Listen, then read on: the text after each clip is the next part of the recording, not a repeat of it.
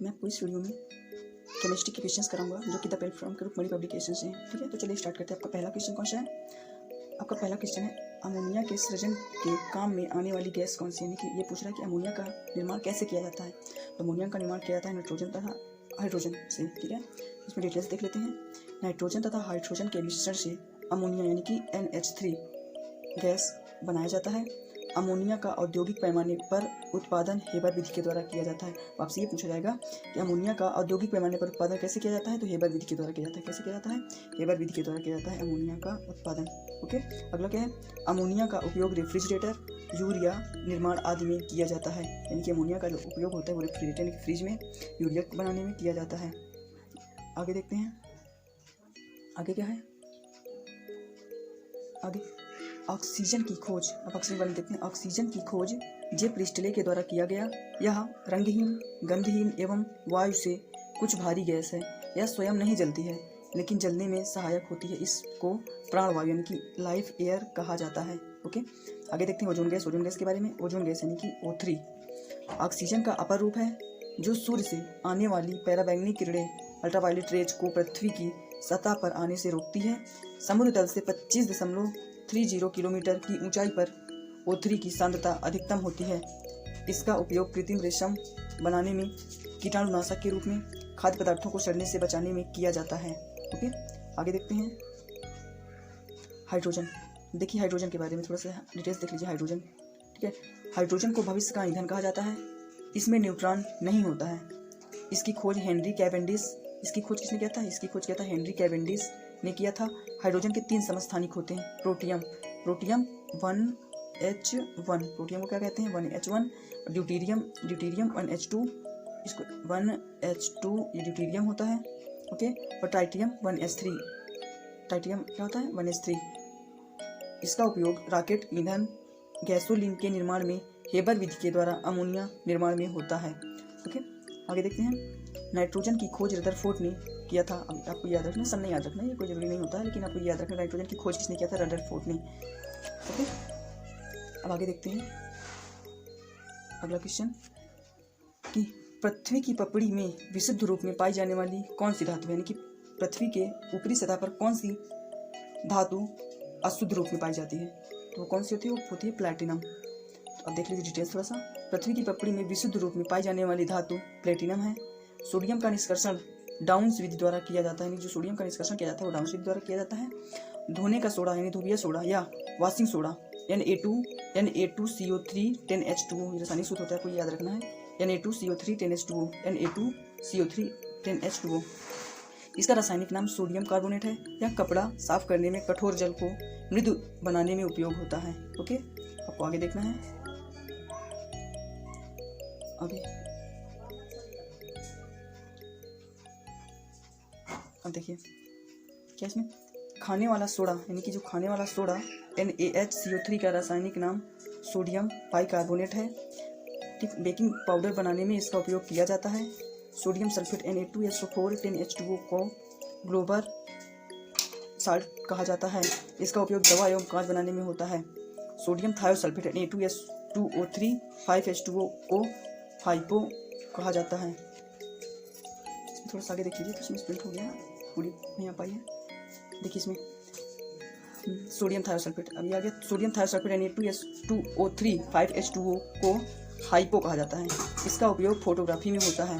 तांबा का निष्कर्षण मुख्यतः कॉपर पायराइट CuFeS2 से होता है।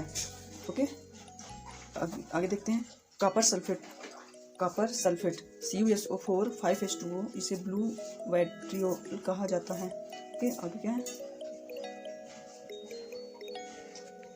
मैग्नीशियम Mg का निष्कर्षण कार्नालाइट KCl MgCl2 6H2O से किया जाता है। इसका उपयोग फोटोग्राफी एवं आतिशबाजी में एवं मिश्र धातु के निर्माण में होता है। डायलुमिन Mg का मिश्र धातु है। इसका उपयोग हवाई जहाज के निर्माण तथा प्रेशर कुकर के निर्माण में भी होता है। आगे भूपर्पटी यानी कि क्रस्ट में सबसे अधिक ऑक्सीजन, दूसरे स्थान पर सिलिकॉन और तीसरे स्थान पर एल्युमिनियम पाया जाता है। अब आपसे पूछा जा रहा है जल का शुद्धतम रूप। जल का शुद्धतम रूप कौन सा होता है? जल का शुद्धतम रूप कौन सा होता है? जो वर्षा का जल होता है वो शुद्ध रूप होता है जल का। ठीक है। तो इसमें थोड़ा सा डिटेल्स देख लीजिए। जल का शुद्धतम रूप वर्षा का जल होता है, ठीक है। पैरासीटामॉल, अब से पूछा जा रहा है कि पैरासीटामॉल ये क्या है, ठीक है। तो पैरासीटामॉल क्या है, यह एक पीड़ाहार है, मतलब कि पैरासीटामॉल का आप खाया जाए, जब आपको दर्द होता है तो क्या खाया जाता है, पैरासीटामॉल खाया जाता है। ओके, तो आगे देखते हैं, डिटेल्स देख लेते हैं इसकी। पैरासीटामॉल एक पीड़ाहार है, मतलब पीड़ाहार है। सल्फर ड्रग्स क्या होता है, सल्फर ड्रग्स यह जीवाणुओं को नष्ट करता है। जो सल्फर ड्रग्स होता है ये जीवाणुओं को नष्ट करता है। इसका निर्माण सल्फर एवं नाइट्रोजन से होता है। एग्जाम्पल में सल्फानिलमाइड, सल्फर डाइजीन और सल्फर थायोजोनम आदि। आगे क्या है, क्लोरामाइसिटिन क्या होता है, आपसे पूछा जा रहा है कि क्लोरामाइसिटिन होता क्या है, लेकिन ये आगे का आ गया है। ओके, तब इसको भी देख लीजिए थोड़ा, वो ब्लर हो गया, एक सेकेंड।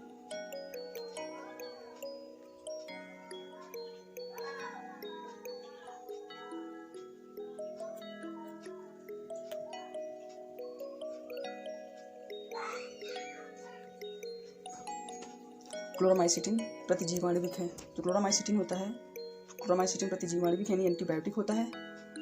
सूक्ष्म जीवाणुओं, कवक इत्यादि से होता है ये, और अन्य जीवाणु को मारती है, ठीक है। टेट्रासाइक्लिन हो गया, जेंटामाइसिन हो गया, ये सब क्या होते हैं, ये एंटीबायोटिक्स होते हैं। एंटीसेप्टिक क्या होते हैं, आपको देखना कि एंटीसेप्टिक क्या होते हैं, यह भी जीवाणु को नष्ट करती है या घाव भरने में सहायक, जो एंटीसेप्टिक होती है घाव भरने में सहायक होता है।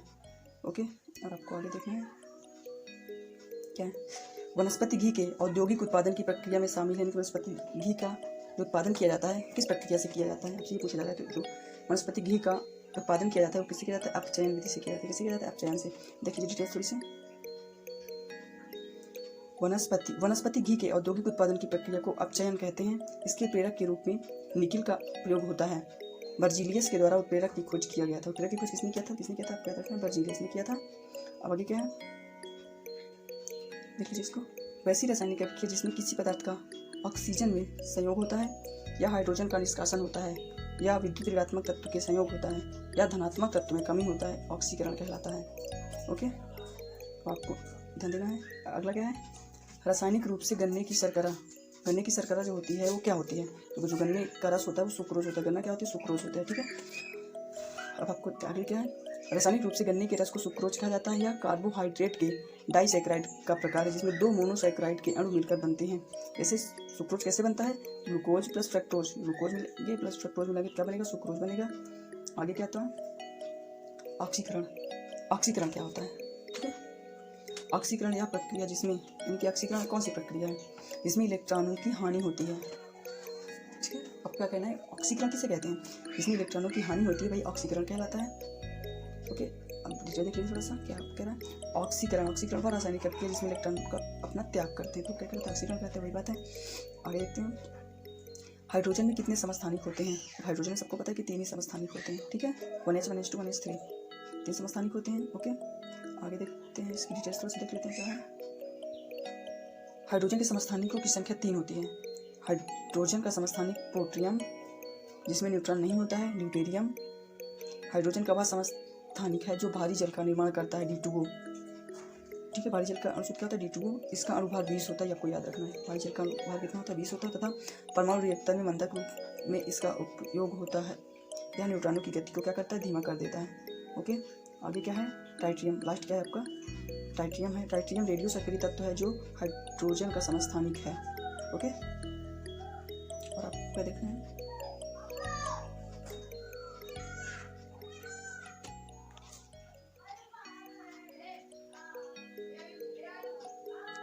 आपको ये देखना कि श्वसन के लिए उससे क्या पूछा जा रहा है कि जो श्वसन के लिए समुद्री गोताखोर इनमें से किसका उपयोग करते हैं। समुद्री गोताखोर होते हैं वो श्वसन के लिए किस गैस को अपने साथ ले जाते हैं, तो कौन सी गैस ले जाते हैं, वो ले जाते हैं ऑक्सीजन तथा हीलियम के मिश्रण को ले जाते हैं। ओके, आपको याद रखना है।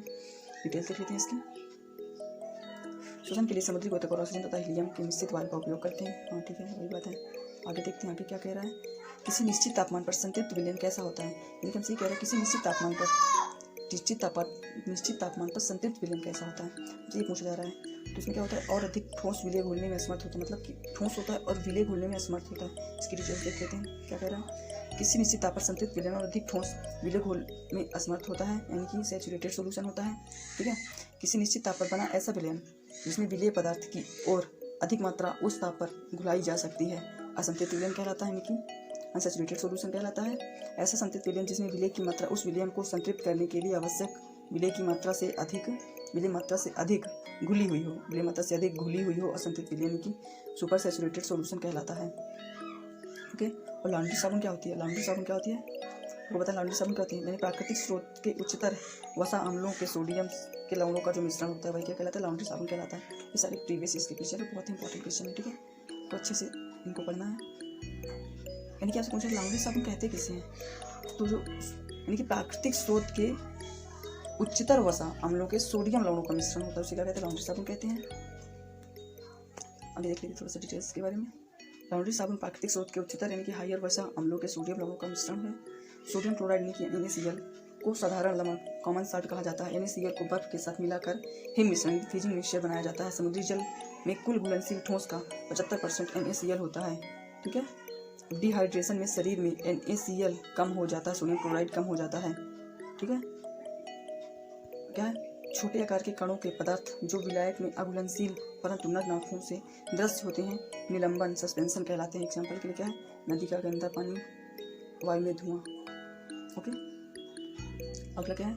संश्लेषित अपमार्जक क्या है? ठीक है, आपके पीछे समाप्त हो गए। अब आपको इसमें क्या बताना है आपको कि संश्लेषित रेशा क्या होता है, यानी कि नहीं संश्लेषित अपमार्जक क्या है, ठीक है। संश्लेषित अपमार्जक, तो इसमें संश्लेषित अपमार्जक कौन सा होता है आपको ये पूछा है, ठीक है।